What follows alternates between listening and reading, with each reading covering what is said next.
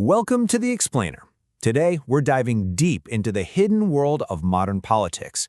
You know, the engine that powers every ad you see and every debate you hear. So have you ever gotten that feeling, like you're not just being spoken to, but you're being sold something? Well, if you have, you're definitely onto something. That whole feeling has a name, and honestly, it's a concept that has totally reshaped modern democracy. And that name is political marketing. At its core, it's pretty simple. It's all about taking the principles of business marketing and applying them straight to politics. The goal? To build a political brand, win your support, and ultimately gain power.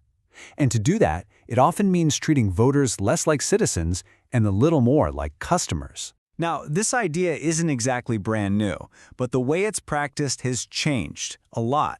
And the recent history of politics in Turkey actually gives us a perfect little case study of this huge shift. Think about it like this. In Turkey, before the 1980s, politics was all about big ideas, about ideology, the what behind a party's promise. But then, after the political shakeups of the 80s and the explosion of television, the focus shifted. It became about presentation, about the leader's image, the how.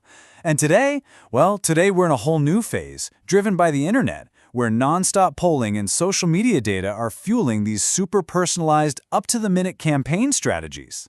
So how does this whole thing actually work? Well, it's not random. Campaign managers use a classic playbook, one they borrowed directly from the business world, a kind of recipe known as the marketing mix.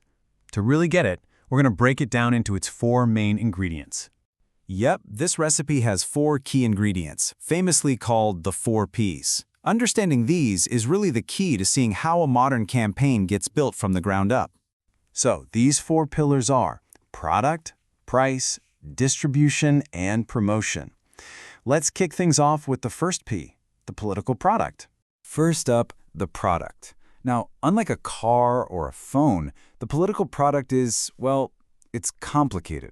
It's abstract. It's this whole bundle that includes everything from the party's core beliefs and the leader's public persona, all the way down to specific candidates and their policy plans. At the end of the day, what's really being sold is a package of promises and, frankly, hope. Okay, next up. Every product has a price, but in politics, that price isn't a number on a sticker. So what are you, the voter, actually paying to buy into all this? Well, the price you pay is a whole lot of things. It's your vote, obviously, that's the big one. But it's also any money you donate, the hours you spend volunteering, or even just the mental and emotional energy you invest in wanting a certain result. It's a huge, non-monetary cost. All right, let's move on to the third P, distribution. This is all about logistics. So, you've got your product, you know the price. How do you get it into the hands, or maybe more accurately, into the minds of the voters? There are really 2 main ways they do it. First, there's direct distribution. This is all the classic, on-the-ground stuff. Rallies, town halls, volunteers knocking on your door. Then you have indirect distribution, which uses middlemen, mostly the media, to get the message out through TV ads, news articles, and of course social media campaigns. And that brings us to our 4th and final P, promotion. Now, this is the part of political marketing we're all probably the most familiar with. It's the entire communication playbook designed to convince you that their product is the one you should choose. And this promotional toolbox is packed with all sorts of tactics. You have the obvious things like advertising and PR. Then there's personal selling. That's a canvasser at your door. And you've got word-of-mouth campaigns that are engineered to go viral online. But it's also really important to point out that propaganda, communication designed to manipulate your opinion, not just inform you, is also a recognized and pretty controversial tool in this whole mix. So when you put all these 4 Ps together, something fundamental starts to change about the voter's role in all of this. The whole perspective shifts from the ballot box to something more like a shopping cart. This quote right here really nails it. A voter is no longer just a number to be counted. Through this lens, they're seen as a consumer, someone with very specific needs, wants, and problems that a political brand has to figure out and then promise to solve. And the main strategy for doing this is called market segmentation. Campaigns literally slice and dice the electorate into smaller, targetable groups based on everything from where you live to your income level. The goal isn't just about winning one election anymore. It's about building long-term brand loyalty and keeping voters satisfied. Okay, and this is a big but, it is so crucial to understand that this analogy isn't perfect.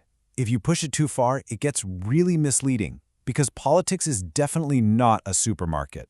Just look at these huge differences. In business, the goal is profit. In politics, it's power. Commercial ads are also super regulated, while political ads often play by a whole different set of rules, letting them directly attack the competition. But here's the most important one. If you buy a phone and it's terrible, you can usually return it. In politics, there are no refunds. You have to live with the consequences of your choice for a full term. And this brings us right to the central debate. Is this whole marketing approach a useful tool for democracy, or is it just a dangerous kind of manipulation? Let's look at both sides of the coin. So, the critics, they argue that this stuff just turns elections into big spending contests, where the richest campaign usually wins. They say it boils down complex debates into simple slogans and slick images, pushing actual substance and ideas to the side.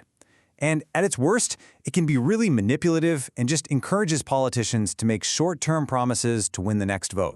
But then there's the other side of it. Proponents say, hey, wait a minute, this actually makes democracy better. It forces parties to actually listen to voters and respond to what they need. It makes campaigns more professional, which leads to better planning and clearer communication. And by making things more competitive, it can give voters more information and clearer choices. So, here's the bottom line. For better or worse, this marketing war, it's not going anywhere. It has become a fundamental, permanent piece of how modern politics works. And understanding its rules and tactics is pretty much essential for any informed citizen today. Which leaves us with one final question for you to think about. The next time you're about to vote or you're scrolling through your feed during an election, just ask yourself this. In this massive political marketplace, are you a citizen exercising a right, or are you a consumer making a purchase? The answer just might change how you see everything.